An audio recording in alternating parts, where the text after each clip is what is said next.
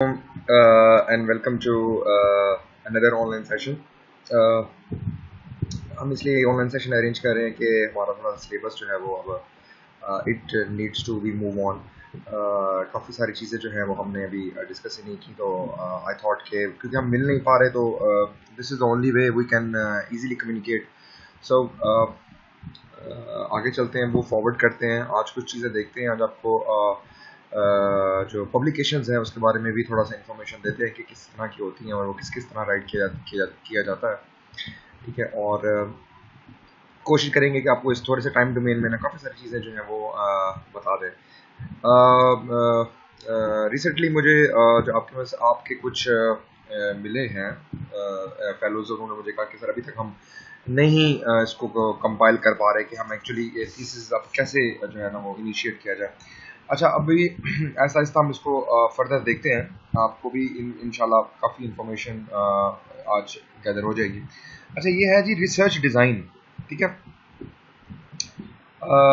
इसके बारे में जो रिसर्च डिज़ाइन के बारे में ये है कि एक्चुअली आपने अब कौन कौन सी चीज़ें ना जहन में रखनी है in order to start your research.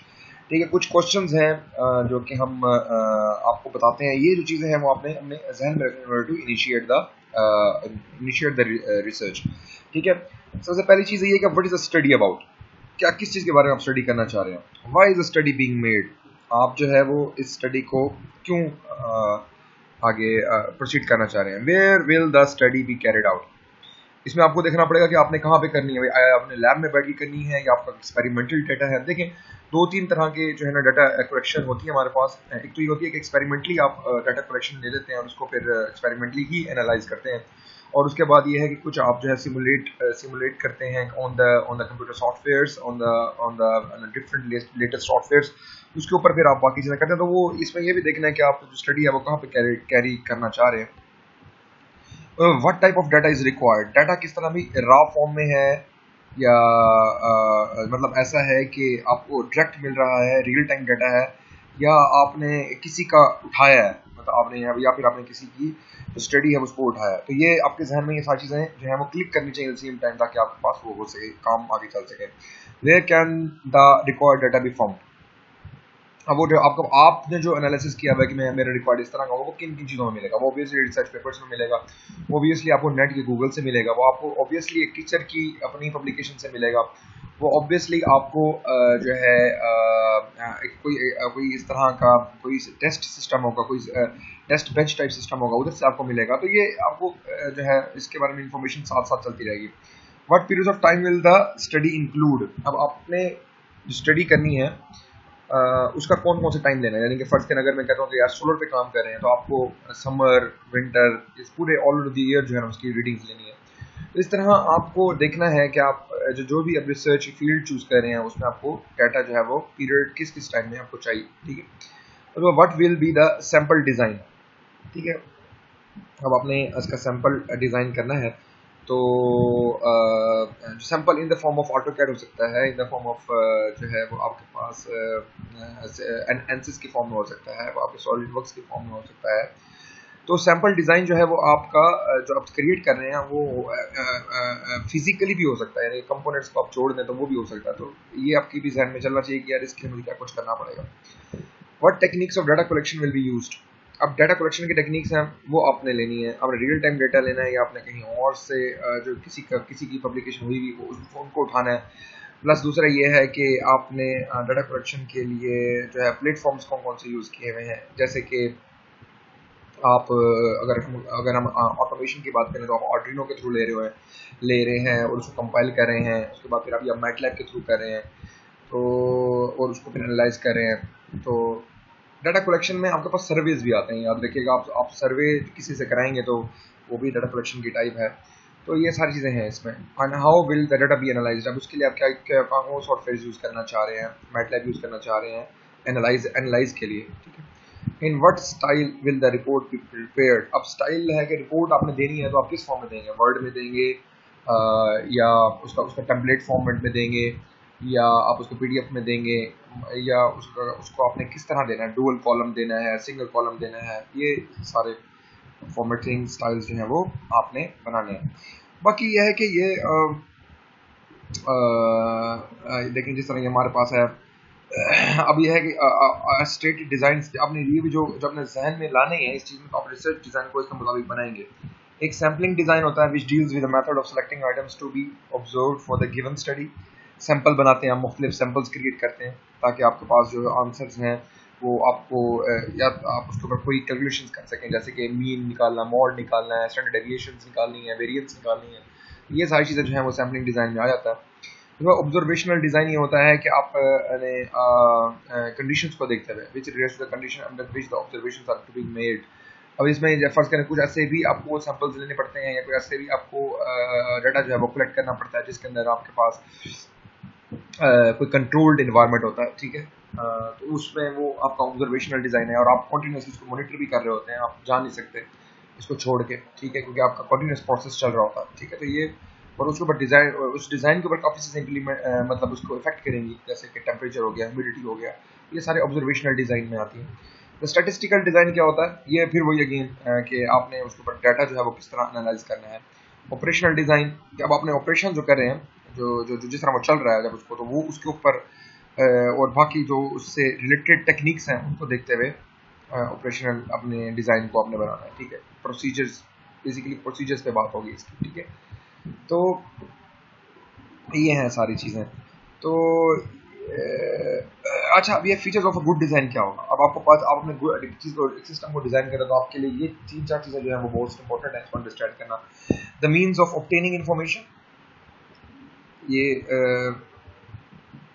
ये कंसिडरेशन आपको इन चीज़ों के बारे में करनी चाहिए ताकि आपका जो जो जो गुड डिज़ाइन है वो गुड हो, अच्छा हो, यानी कि आप ऑब्टेनिंग इंफॉर्मेशन को आपको पता होना चाहिए कि आप किस मीन्स के थ्रू ले रहे हैं। The availability and skill of the researcher and staff, जितना अच्छा स्किलफुल होगा या जितनी अच्छी रिसोर्सेज अवेलेबल होंगी आप उतना ही अच्छा परफॉर्म कर सकते हैं। The objective of the problem to be studied, ये बहुत इंपॉर्टेंट चीज़ है कि आपको प्रॉब्लम जो है ना वो फॉर्मुलेशन हो या ऑब्जेक्टिव उसका बनाना बहुत ज़रूरी है। The nature of the problem to be studied, क्या वो नेचर किस तरह की है, मैकेनिकल है, इलेक्ट्रिकल है, इन्वायरमेंटल है, उसकी क्या कहाँ से उसकी रूट्स जो हैं वो जाके अलाइन होती हैं, ये भी चीज़ है। The availability of time and money for the research work, ठीक है। तो ये भी है कि आपके पास कितना टाइम है, आप उसको देखें। जो अच्छे रिसर्चर्स होते हैं ना वो रेगुलर टाइम देते हैं, वो पार्ट टाइम जो देते हैं ना तो वो यूजली इट्स अ मैस, आपको वहाँ पे भी मैनेज करना पड़ेगा, यहाँ पे भी मैनेज करना पड़ेगा। तो इसलिए जो अच्छे रिसर्चर्स होते हैं they have to be full time researcher, और उसके बाद पैसे आप जो है ना वो आप रिसोर्सेज पे कितना लगा सकते हैं। इसलिए पाकिस्तान में फंडिंग जो है वो मोस्ट इंपॉर्टेंट है, बहुत ज़रूरी है, अदरवाइज जो है वो हमारे पास इतने अच्छे थीसिस या रिसर्च वर्क्स नहीं निकलते, क्योंकि लोग अपने खुद तो नहीं लगा सकते ना अब अमाउंट, ऑब्वियसली वो कहीं से फंडिंग तो लेंगे, ठीक है जी। ये बहुत इंपॉर्टेंट है कि आप जहन में आप कंसेप्ट रखेंगे रिसर्च डिज़ाइन के, ठीक है। जैसे कि डिपेंडेंट और इंडिपेंडेंट वेरिएबल्स, आप डिपेंडेंट क्या होते हैं कि आपके जो फीचर्स हैं वो एक दूसरे के ऊपर काफ़ी ज़्यादा रिलाई करेंगे, ठीक है। और उसके बगैर जो है ना आप उन फीचर्स के बगैर वो चीज़ इनकम्प्लीट है, ठीक है। तो उसमें क्वालिटेटिव क्वांटिटेटिव दोनों आ सकते हैं, ठीक है। क्वालिटेटिव हम कह सकते हैं, क्वांटिटेटिव भी कह सकते हैं। क्वालिटेटिव में तो आपके पास लाइक फिनोमेना होगा ना कि कौन अच्छा है, कौन बेटर है, कौन, अब कंपेयर आप करेंगे ऑब्वियसली किससे, ठीक है। तो ये तो क्वालिटेटिव एनालिसिस होता है। क्वांटिटेटिव ये होता है कि आप वेरिएबल के तौर पर इसको ट्रीट करते हैं, ठीक है। तो इंडिपेंडेंट होगा जो जो जो कि किसी और चीज़ पर रिलाई नहीं करता, मतलब वो बिल्कुल आज़ाद है।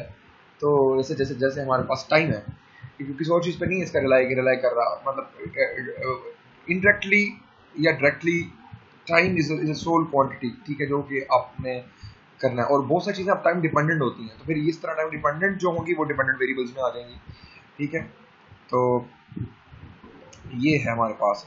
उसके बाद है जी एक्स्ट्रानियस variable, independent variables that are not related to the purpose of study but may affect the dependent variable as termed extra से बेसिकली ये लफ्ज़ निकला है, ठीक है। तो हम ये कहते हैं कि वो वाले वेरिएबल्स जो कि उसको उस स्टडी के लिए आपको इतना पढ़ना ज़रूरी नहीं है, लेकिन ऑब्वियसली वो कहीं ना कहीं वो मतलब फ़र्ज़ करें आपकी डायरेक्टली उसको लिंक नहीं कर रहा होगा, आपको इनडायरेक्ट, यानी कि इक्वेशंस के अंदर घुसना है आपने। इंडायरेक्टली मैं आपको ये बताऊँ तो आपने इक्वेशन के अंदर घुसना है। आप एक जेनेरिक इक्वेशन होगी तो आप उसके पीछे भी जाएंगे कि भाई वो कहाँ से उसकी स्टडी निकल के आ रही है, ठीक है। तो लेकिन ये वेरिएबल्स को भी अंडरस्टैंड करना बहुत जरूरी है, बिकॉज आपको पता चलेगा कि रिसर्च वर्क क्या होती है, it is a deep study, continuous struggle. ठीक है, तो आपको हर चीज के बारे में पता होना चाहिए, जो कि एक्सट्रेनियस वेरिएबल्स उसके बारे में आपको पता होना चाहिए। ठीक है, अच्छा, उसके बाद है जी कंट्रोल। अभी एक वो वेरिएबल्स को आप कंट्रोल कैसे करेंगे, उसके ऊपर क्या आपने टेक्निक्स लगानी है, जैसे पीआईडी कंट्रोल जो होता है, प्रोपोर्शनल इंटीग्रेशन और डिफरेंशिएटर। ठीक है, वो जो है ना, वो पूरे की पूरी स्टडी है, वो आपको देखना पड़ेगा कि एक पूरे सिस्टम को कौन सी चीज कंट्रोल करती है। ठीक है, उसके बाद है जी कंपाउंडेड रिलेशनशिप, मतलब dependent variable is not free from the influence of the extraneous, मतलब dependent variable is not free from the influence of extraneous. ठीक है, हाँ, अब देखें डिपेंडेंट वेरिएबल जो है वो अगर आप एक्सट्रेनियस वेरिएबल से आप उसको अलग नहीं कर, एक्सट्रेनियस वेरिएबल से आप उसको अलग ट्रीट नहीं कर सकते, तो वो आपके पास कंपाउंडेड रिलेशनशिप बनते हैं, और होते ज्यादातर रिसर्च में कंपाउंडेड रिलेशनशिप्स ही हैं। ठीक है, the relation between the dependent and independent is said to be compounded by the extraneous variables। ठीक है, अब रिसर्च हाइपोथेसिस ये है कि आपको एक बनाना पड़ेगा इंटर रिलेशन, यानी कि वो एक वेरिएबल का दूसरे वेरिएबल के साथ क्या रिलेशन है। ठीक है, तो ये आप जब रिसर्च हाइपोथेसिस में बनाएंगे तो आपके पास एक किस्म का कोई ना कोई बिहेवियर बन रहा होगा। ठीक है, तो उसके अंदर आप जो है ना वो प्रेडिक्टिव स्टेटमेंट्स भी बना सकते हैं कि यार फ्यूचर में क्या होगा अगर हम ये इस तरह इसको एनालिसिस करके इसके जो है वो वेरिएबल्स को अंडरस्टैंड करके उनके रेंज को, उसकी डोमेन को, उसकी कंस्ट्रेंट्स को अंडरस्टैंड करके देखेंगे, तो हमारे पास उसका जो रिजल्ट होगा वो ये बन रहा होगा। तो ये एक हाइपोथेसिस होता है, एक तरह का एस्टिमेशन भी कह सकते हैं और एक तरह का फ्यूचर प्रेडिक्शन भी कह सकते हैं। तो ये आपके जहन में बन रही होती है रिसर्च हाइपोथेसिस। ठीक है, एक्सपेरिमेंटल एंड नॉन एक्सपेरिमेंटल, कुछ आप एक्सपेरिमेंटल भी हाइपोथेसिस करते हैं, यानी कि आप मुख्तलिफ उसमें आप बार बार उसको जो है ना परफॉर्म कर रहे होते हैं। एक जिस तरह केमिस्ट्री में होता है कि आप बार बार अपने एक रिलेशन को बार बार मुख्तलिफ सॉल्ट्स के थ्रू और मुख्तलिफ उनके थ्रू, एसिड्स और बेसिस के थ्रू आप चेक कर रहे होते हैं। तो आप ये भी हाइपोथेसिस क्रिएट करने का एक प्रोसीजर है। ठीक है, जिस तरीके एक्सपेरिमेंटल कंट्रोल भी वही चीज होगी। ट्रीटमेंट क्या जी, आपने ट्रीटमेंट कैसे करना है, ये जो आपके पास एक्सपेरिमेंटल सेटअप बन गया है आप इसको कैसे ट्रीट करेंगे, और ये इनकी मतलब कहने का ये है कि इसकी यूटिलाइजेशन, आप जो एक डिजाइन बना रहे हैं इसकी यूटिलाइजेशन किन किन फील्ड्स में है, फर्टिलाइजर में है या किसी किसी किसी किसी किसी ऐसी ऑटोमोबाइल में है, या यूँ समझ लें कि ये इसकी आपको स्ट्रीम्स डिफाइन करनी पड़ेंगी कि ये इस जगह पे ये चीज़ इसकी यूटिलिटी है या इसकी यूटिलाइजेशन है। ठीक है, the different conditions under which experimental and control groups are put are usually referred to as treatments। conditions या उसकी streams या ये कह सकते हैं कि हमने जो है वो इसको कैसे ट्रीट करना है विद अदर वेरिएबल्स या विद अदर कंडीशंस जो कि एक इंडस्ट्री की होंगी, एक फर्टिलाइजर इंडस्ट्री की होंगी वो। ठीक है, तो ट्रीटमेंट्स होते हैं आपके डिफरेंट स्टेक्स जो आपको साथ अटैच है। एक्सपेरिमेंटल यूनिट्स, ये दोनों चीज़ें आपको पता होनी चाहिए कि आप जब ब्लॉक्स बनाएंगे या आप कोशिश किया करेंगे रिसर्च को ना ब्लॉक्स की फॉर्मेशन में बनाएं, ताकि आपको पता होगा मेरा ये स्टेज है पहला, दूसरा स्टेज ये है, तीसरा स्टेज ये है। किसकी कैलकुलेशंस की बात करूँ, जो मैथमेटिकल स्टडी करेंगे उसकी। ठीक है, आपने किस प्रोसीजर्स के थ्रू गए हैं, आपने स्टैटिक एनालिसिस किया, आपने डायनामिक एनालिसिस किया, उसके बाद आप आगे गए हैं तो आपने कौन सा एनालिसिस मजीद किया। तो ये सारा एक जो है ना वो एक ब्लॉक डायग्राम की फॉर्मेशन में बनाना ज़्यादा बेहतर है। ठीक है जी, तो ये कुछ इसकी हमने बेसिक जो चीज़ें हैं वो अंडरस्टैंड हमने कोशिश की है कि आपको इसकी अंडरस्टैंडिंग हो जाए। ठीक है, तो मैं आपको ये बुक भी शेयर कर दूंगा, कोशिश कीजिएगा इसको भी देख लें। ठीक है, और ताकि आपको मजीद भी इनसाइड आउट्स जो है ना वो पता चल जाए। मैं इसमें थोड़ी थोड़ी चीज़ें जो मेजर चीज़ें हैं वो मैं डिस्कस कर रहा हूँ। देखिए, मेजरमेंट असल में कोशिश हमारे पास जितने भी इसमें प्रोसीजर्स हैं ना वो आपकी बीएस स्टडी से भी बहुत ज़्यादा रिलेट करती हैं। ठीक है, जैसे मेजरमेंट एंड स्केलिंग टेक्निक्स हैं, इसमें बहुत सारी टेक्निक्स हैं। आप प्लस माइनस करते हैं, आप मीन मोड लेते हैं, आप स्केल्स बनाते हैं। देखिए, इसमें मुख्तलिफ किस्म के स्केल्स बने हुए हैं, और उसके बाद आप रेशियो निकालते हैं। ये सारी स्टडी आपके जहन में पता होनी चाहिए। आप अगर आप इंस्ट्रूमेंट के थ्रू करना चाह रहे हैं तो आपको सेंसर्स हैं, ये सारी चीज़ें आपके जहन में होनी चाहिए। अगर साउंड मेजरमेंट करना चाह रहे हैं, टेम्परेचर मेजरमेंट करना चाह रहे हैं, उनकी क्या क्या जो है ना उसकी कौन कौन सी डिवाइसेज आपके पास इस्तेमाल होती हैं, ये सारा नॉलेज आपको गूगल के थ्रू सर्च करके पता चलता है। लेकिन ये सारी चीज़ें उस वक्त पता चलेंगी ना जब आप किसी चीज़ पर आगे कन्फाइंड कर रहे होंगे, किसी स्ट्रीम पर आगे कन्फाइंड कर रहे होंगे। तो ये सारी चीज़ें जो हैं वो इसके अंदर हैं। ये कोशिश कीजिएगा, ये हल्का फुल्का इसको रीड आउट कीजिएगा, बहुत आसान है, इतना कोई ऐसा कोई वो नहीं है मेरे पास, ऐसा कोई बहुत डिफ़िकल्ट चीज़ें नहीं है। ठीक है, अच्छा, मैं कोशिश कर रहा हूँ कि ना मैं आपको ज़रा आज रिसर्च पेपर्स के बारे में थोड़ा सा बताऊँ, हम थोड़ा प्रैक्टिकली इस चीज़ को भी देख लें, क्योंकि वर्ड्स के थ्रू ज़्यादा हम इसको जो करेंगे तो आप शायद उस चीज़ पे नहीं पहुँच सकेंगे क्विकली, जो मैं चाह रहा था कि आप उस टाइम में पहुँच जाएँ। ठीक है, तो मैं आपको कुछ रिसर्च पेपर्स दिखाता हूँ और उनकी नेचर आपको दिखाना चाहता हूँ कि आप ज़रा उसकी नेचर देखेंगे तो आपको जो है आइडिया हो जाएगा कि किस किस तरह हमारे पास जो पेपर्स हैं वो बना करते हैं। ठीक है,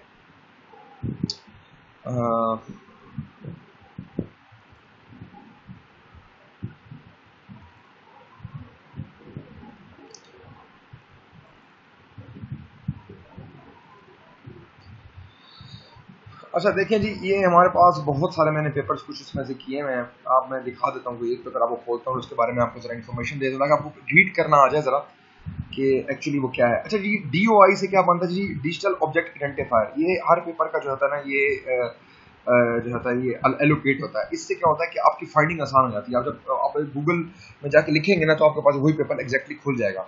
इस तरीके से ये एक टाइटल है, होता है एक लाजमी पेपर का टाइटल होता है, उसके बाद उसके जो होते हैं बहुत सारे ऑथर्स होते हैं। ठीक है, और उसके बाद ये होता है कि ये टू अपेयर इन, अब ये है कि किस फील्ड का है, तो आप वो बताता है कि ये डॉक्यूमेंट जो होता है ना, ये जब पब्लिकेशन हो जाती है तो वो खुद ही इसको कर देते हैं। जैसे जैसे कि रिसीव डेट क्या है, पेपर आपने कब जमा करा है, सबमिट करा है, उसके बाद रिवाइज डेट क्या है, उसके बाद फिर एक्सेप्टेड डेट क्या है, तो ये उस सूरत हाल में उस फॉर्म में जो है ना ये आता है। एक्चुअली पेपर जो है ना वो स्टार्ट होगा कुछ यहाँ से करके। ठीक है, इसमें आपके पास ये आते हैं, उसके बाद आप फिर ये पहले नेम्स लिखते हैं, ये फर्स्ट ऑथर होता है, ये सेकंड ऑथर होता है, ये थर्ड, ये इसके ऊपर जो है ना सुपर स्क्रिप्ट में ABCD लिखे होते हैं, जिससे पता चलता है कि कौन सा फर्स्ट है कौन सा सेकंड है। ठीक है, और उसके बाद जो है ना ये नीचे फिर ये एक कोई जर्नल या कोई एक कॉन्फ्रेंस पेपर का मैं आपको दे रहा हूँ। वैसे ये I think it's a journal, देख लेते हैं ऊपर की जर्नल है कि क्या है।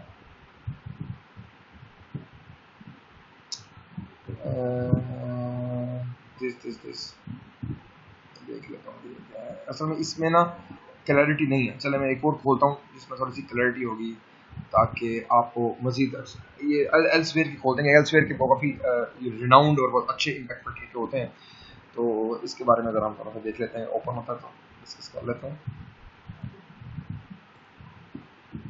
देखें, हाँ ये एग्जैक्टली आपको इससे इन्फॉर्मेशन हो जाएगी। देखें जी, ये है जी रिन्यूएबल सिस्टम एनर्जी रिव्यूज, ये है रिव्यू का पेपर है। ठीक है, लिखा होगा हमेशा जब भी एक रिव्यू होगा तो उसके एंड पे लिखा होगा रिव्यू। रिव्यू होता क्या बेसिकली? रिव्यू ये होता है कि लोगों ने जितने भी दुनिया में काम किया है ना, वो सारा इस पेपर के अंदर होगा। इसमें कोई नई चीज़ नहीं होगी, बस उसी की डिस्कशन होगी जो ऑलरेडी लोगों ने काम किया हुआ है। तो टाइटल देखें, टाइटल भी उसी तरीके का ही है, recent advancements and challenges in solar tracking. ठीक है, तो इसमें सबसे पहले जो है एब्स्ट्रैक्ट आप लिखते हैं। Abstract is a summary basically, कि इसमें पेपर में क्या क्या बताया जाएगा, दिस इज अ समरी। और ये कीवर्ड्स जो होते हैं ये बताए जाते हैं कि इस पेपर में मेजर जो कंसंट्रेशन होगा ना, जो लोगों की कंसंट्रेशन होगी, जो एम्फेसिस होगा, वो इन चार चार पांच पांच लफ्ज पे होगा, वो बार बार इसी के इर्द गिर्द कहानी घूमेगी। तो ये बहुत इंपॉर्टेंट है एक पेपर में देना, उससे एग्जैक्टली पता चलता है कि वो नेचर किस चीज के ऊपर एम्फेसिस कर रहा होगा वो पेपर। ठीक है, ये जो है ना इनके नेम्स हैं ऑथर के, और ये नीचे जो है इसकी एफिलिएशन होगी जहाँ पे वो जिस डिपार्टमेंट के भी हैं। ठीक है, तो अच्छा उसके बाद आता है इंट्रोडक्शन। अब ये इंट्रोडक्शन, ये हेडिंग्स जो हैं, ये मेजर हेडिंग्स जो कहलाती हैं, ये दूसरी तीसरी, ये हर जनरल का मुख्तलिफ स्टाइल होता है। ठीक है, लेकिन ये है कि ये आपको इसी तरीके से देने पड़ते हैं। मेन हेडिंग जो होती है 1 2 3 4 करके देनी पड़ती है। अच्छा, ये जो है एक कॉलम बनाया जाता है, ये कॉलम होता है एब्रीविएशंस का। ठीक है, ये कॉलम एब्रीविएशंस का होता है। इसमें जितने भी आप लोगों ने एब्रीविएशंस यूज किए होते हैं स्मॉल फॉर्म में, आपने जो पेपर में यूज किए होते हैं, वो सारे के सारे जो हैं वो इसके अंदर आप बताते हैं, ताकि आप एक ही जगह पे कन्फाइन कर देते हैं, ताकि जो रीडर है ना उसको डिफिकल्टी ना हो कि एक्चुअली जब आपने MPPTT कहीं यूज किया हुआ है तो इसका मतलब क्या है, इसका मैक्सिमम पावर पॉइंट ट्रैकिंग है। ठीक है, अच्छा यहाँ पे देखेंगे नीचे ये लिखा हुआ ना, ये DOI अभी मैंने आपको बताया, ये फिर नीचे लिखा होता है कि स्ट्रैम रिसीव हुआ। ये सारी ये बीच वाली चीजें होती हैं ना, ये पब्लिश होने के बाद आपके पेपर में आती हैं। ठीक है, ये इन्होंने दी हुई करस्पॉन्डिंग ऑथर की। करस्पॉन्डिंग ऑथर का मतलब क्या होता है कि वो ऑथर जो कि उनके साथ इनलाइन होगा। सारे ऑथर इनलाइन नहीं होते, मतलब इन सेंस के एक ही ऑथर को बार बार चेंजिंग करने के लिए भेजते हैं और वही करस्पॉन्डिंग ऑथर कहलाता है। ठीक है, बाकी को नहीं भेजते, एक ही को भेजते हैं, जो पहला होता है यूजली उसको ही भेजते हैं। ठीक है, अच्छा ये देखें 1835, ये सारे रेफरेंसेस दिए हैं एक रीड करने में। सबसे पहले जो होता है ना इंट्रोडक्शन आता है, उसके बाद लिटरेचर सर्वे आता है, जनरल फिलोसफी जो है सर्वे की आती है। उसके बाद फिर आगे चलते हैं तो वो मजीद उस चीज़ में जाता है, जिसमें थर्ड जो आता है ना मेजरली, वो मैथडोलॉजी होता है या मैथमेटिकल कंक्लूजन्स वगैरह होते हैं। ठीक है, क्रिमिनलिटीज का मतलब क्या है कि आपके जो उससे पहले इस स्टडी से पहले जो मैंने एजम्पशंस ली हैं वो क्या क्या चीज़ें हैं, तो वो भी जरूरी होती हैं और लेनी जरूरी होती हैं। इस तरीके से मामला आगे चलते हैं। ठीक है, इसके बाद जो डायग्राम होती है उसके टेक्स्ट के उसके नीचे हमेशा जो होता है वो इसकी कैप्शन आती है, और टेबल जो होता है उसके ऊपर आती है। ये स्टैंडर्ड है, आपको ध्यान रखना पड़ेगा।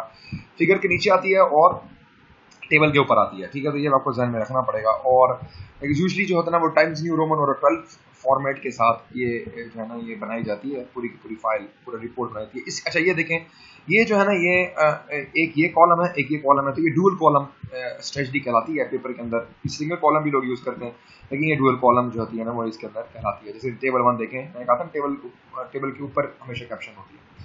ठीक होगी बात। तो ये एक पेपर है जिसमें ये डायग्राम्स बना रहे हैं और उसके बाद उसका एनालिसिस किया हुआ है। ठीक है, तो ये आप जब करेंगे स्टडी तो फिर जैसे पहला जो होगा वो लिटरेचर का होगा, दूसरा टॉपिक जो होगा वो लिटरेचर सर्वे का होगा, पुरानी लोगों ने स्टडीज डाली हुई होगी, तीसरा जो होगा वो मेथोडोलॉजी का होगा, और इस तरीके से चौथा जो होगा वो सिमुलेशंस का होगा, रिजल्ट्स का होगा, पांचवा होगा कंक्लूजन का होगा। ठीक है, मेजर जो हेडिंग्स होती हैं वो यही होती हैं, आपको इसी के अंदर ही फिर घूमना पड़ता है।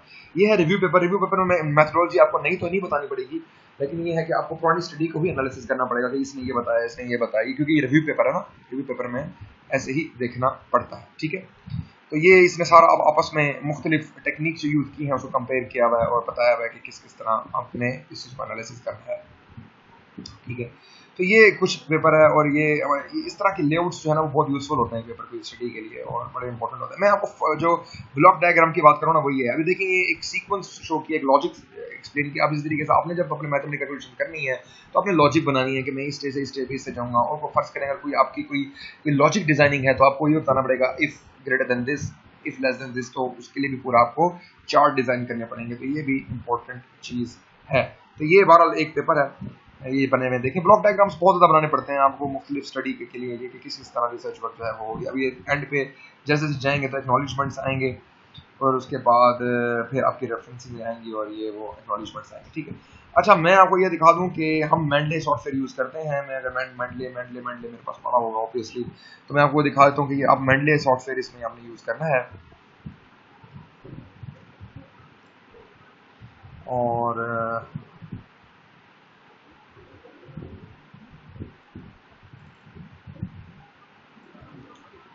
मेंडले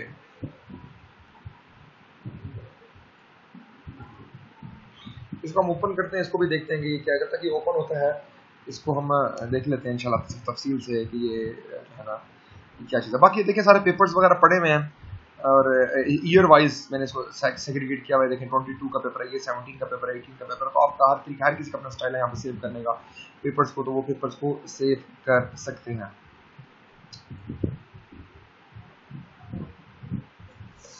देखें जी ये मेरे पास जो है वो मेंडले सॉफ्टवेयर है, इसको मैं ओपन कर रहा हूँ।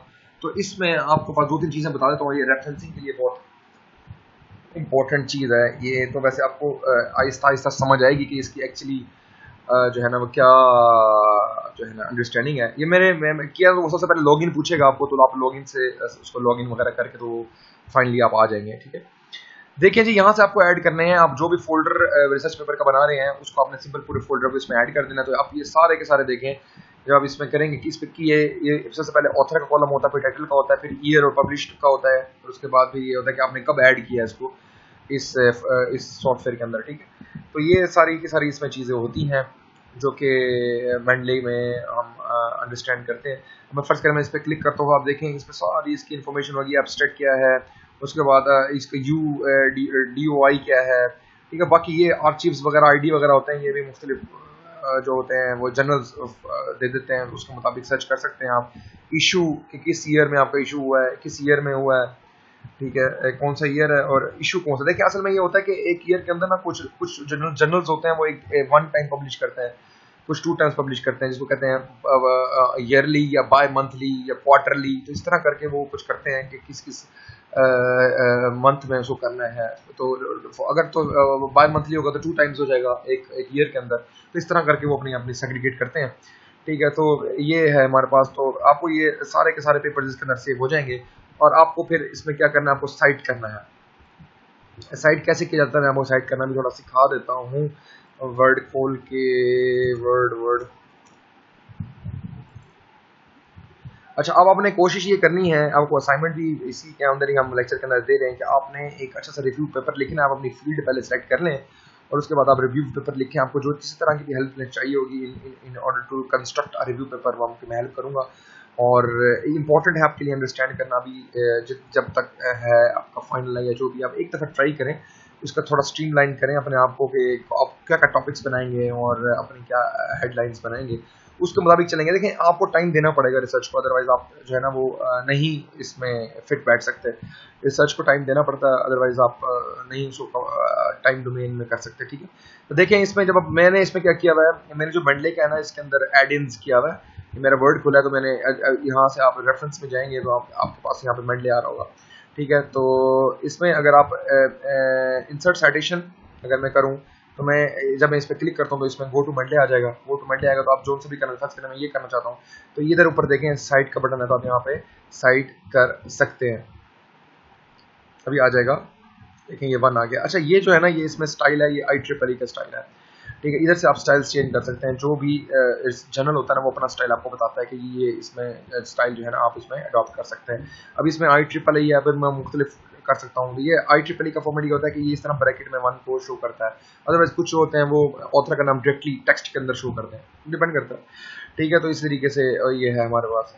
और अब आपने ये तो 1 दे दिया ना, लेकिन इसके बाद आपने इसकी पूरी डिटेल भी तो नीचे देनी होती है ना। जैसे कि ये मेरे पास पेपर था, मैं आपको दिखाया था, ये 1 दूंगा तो ये इंसर्ट साइटेशन में वो इधर आ जाएगा, लेकिन इधर एक्चुअली उसकी डिटेल आएगी नीचे रेफरेंसिंग सेक्शन में। तो ये पूरा का पूरा इसके करस्पॉन्डिंग टू 1 कैसे आएगा, मैं ये दिखा देता हूँ। ये आएगा रेफरेंसेस, मैं दिखा देता हूँ। आप यहाँ पे करेंगे इंसर्ट बिब्लियोग्राफी, इंसर्ट बिब्लियोग्राफी करेंगे तो जैसे इस पर क्लिक करेंगे तो ऑटोमेटिकली इसका जो पेपर होगा, जो भी इसकी होंगी वो सारी चीज़ें आ जाएंगी। सबसे पहले इसका ऑथर नेम आएगा, फिर इसका टाइटल आएगा यहाँ से आगे, फिर उसके बाद आएगा कि किस में जर्नल में वो छपा हुआ है, और उसके बाद वॉल्यूम आएगा।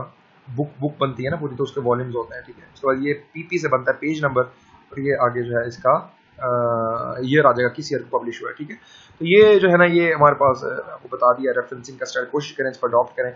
ये तो है हमारे पास मेंडले। अब मैं आपको दिखा देता हूँ कि आप कोशिश किया करें कि एक और सॉफ्टवेयर है ये मैथ टाइप, इसको यूज़ करें in order to construct your equation, ताकि आपके पास जो है वो इस चीज़ के बारे में जो इक्वेशन जो है ना वो डायरेक्ट बन सके। ठीक है, तो इसमें जो है इंफॉर्मेशन टू, देखिए मैं आपको यहाँ पे जो है ना वो करके दिखा देता हूँ कि जैसे ये देखें 2x plus y is equal to 10 to 12, ये जो भी है, तो आपने इसी को एज इट इज़ जो है ना उठा के कॉपी पेस्ट कर देना है अपने टेक्स्ट के अंदर, तो वो कॉपी पेस्ट हो जाएगा। ये असल में ये तरीका ना बहुत ज़्यादा सोफिस्टिकेटेड और प्लस बड़ा प्रोफेशनल है अगर आप मैथ टाइप से करेंगे तो, वरना अदरवाइज ये वर्ड से भी हो जाती है। इंसर्ट आप इक्वेशन कर सकते हैं, ऐसी कोई बात नहीं है कि आप उसमें नहीं कर सकते। तो यहाँ से कॉपी पेस्ट करेंगे आप, वर्ड फाइल आई थिंक मैंने बंद कर दी है, तो उसमें जाके पेस्ट करेंगे तो वो पेस्ट हो जाएगी। ठीक है, तो इस तरीके से आप अपनी चीज़ें जो है वो अंडरस्टैंड करेंगे। बाकी मेनली आप प्रैक्टिस करेंगे तो आपको मज़ीद भी आ जाएगा और बाकी इन्फॉर्मेशन भी आ जाएगी। मैं एक देखता हूँ कि आपको ये मैंने रिव्यू पेपर आपको दिखाया था, अभी मैं आपको दिखाता हूँ कि जनरल पेपर किस तरह का होगा। ये है जी जनरल पेपर है हमारे पास। अगर तो रिव्यू होगा तो इधर आगे रिव्यूज़ लिखे होते हैं, वरना अब ये जैसे आगे रिव्यू, ये टाइटल ऑफ द जर्नल है। ठीक है, तो ये टाइटल ऑफ द जर्नल है, तो इसके अंदर आगे नहीं लिखा हुआ था, तो इसका मतलब है दिस इज जनरल। ठीक है, तो design and development of glass facet robot, तो ये सारी इसकी इन्फॉर्मेशन इसमें देखें। ये सिंगल कॉलम है, ये हर किसी का अपना होता है स्टाइल हर जनरल का, तो वो उसके मुताबिक वो उसको बनाते हैं। ठीक हो गया बात, ठीक हो गया। अच्छा, एक और चीज़ मैं आपको क्या दिखाने वाला था,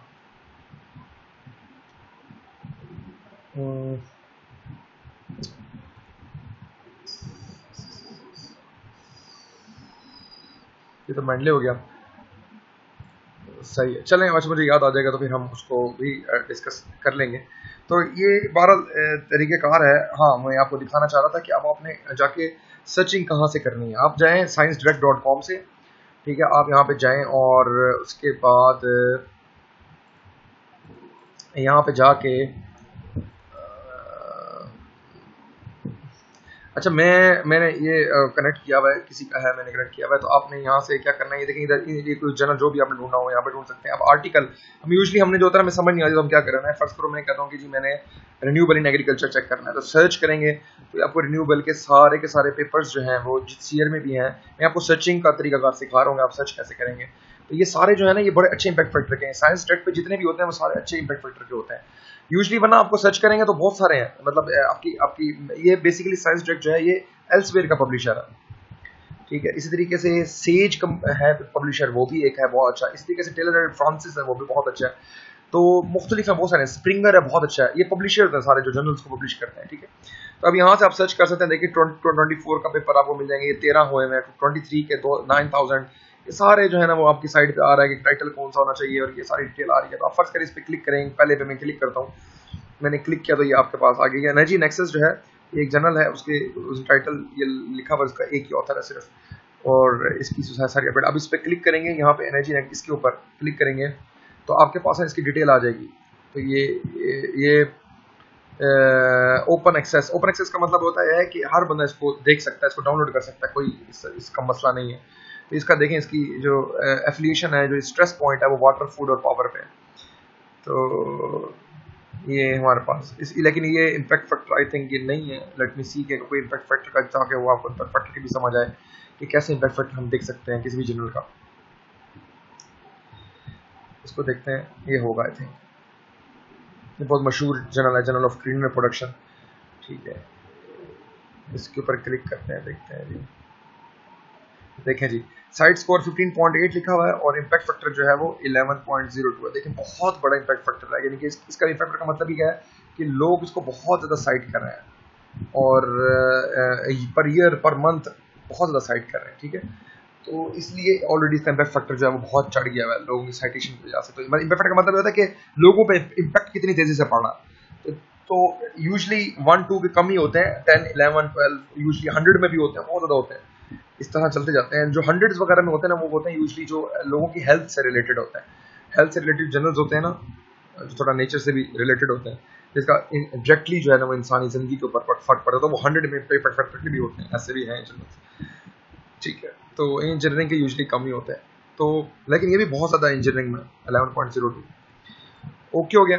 तो ये है कुछ मैं आज आपको एक्सप्लेन करना चाह रहा था। आई थिंक कुछ चीज़ें आपको क्लियर भी हो गई होंगी। कोशिश करेंगे आपको और भी ऐसी ऑनलाइन लेक्चर देने, क्योंकि हम अरेंज नहीं कर पा रहे। मैं कभी इधर होता हूँ, आप उधर यूनिवर्सिटी में नहीं होते, तो मैं यूनिवर्सिटी में होता हूँ, मैं कहीं और होता हूँ, आप यूनिवर्सिटी में होते हैं। तो मतलब कहने का ये कि इस तरह हमारी नहीं बन रही, तो कोशिश मैं करूँगा आपको इससे कुछ इन्फॉर्मेशन जो है वो समझ आ जाए, कुछ गैदर हो जाए। जी आप कोई क्वेश्चंस हो आप पूछ सकते हैं एनी टाइम जी, यू आर इन्वाइटेड।